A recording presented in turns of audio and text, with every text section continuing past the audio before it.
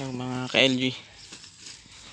Meron po tayong bagong buyer ng hilaw na papaya.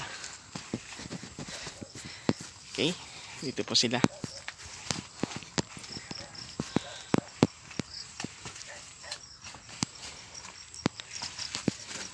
First time po natin magbenta ng hilaw.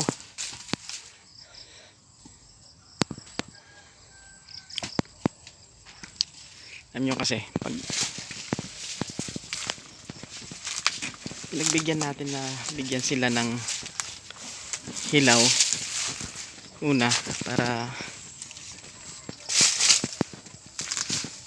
malesen yung bunga ng ating papaya. Kasi nga yung mga nakaraan, kaya po nito, 3 na yung natumbang puno natin, bumibigay dahil sa bigat. Kaya pag-usap sila sa akin yesterday, kahapon, na kung pwede daw bibili sila ng hilaw.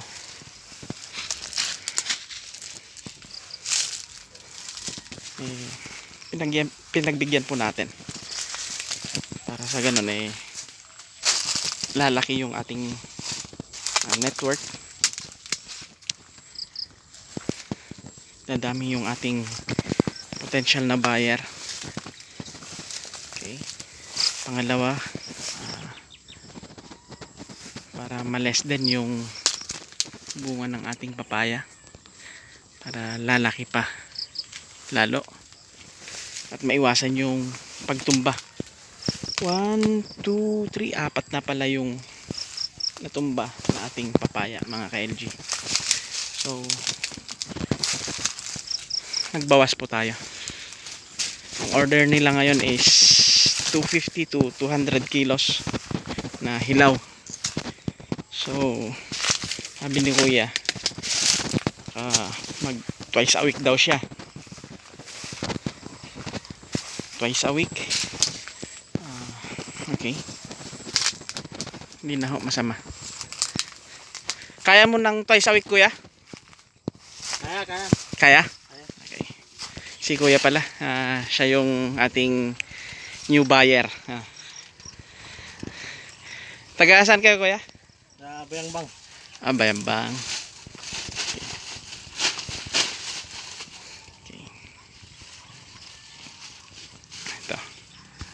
So hanggang sa muli, mga ka-LG, at ito po ang ating short update sa ating papaya.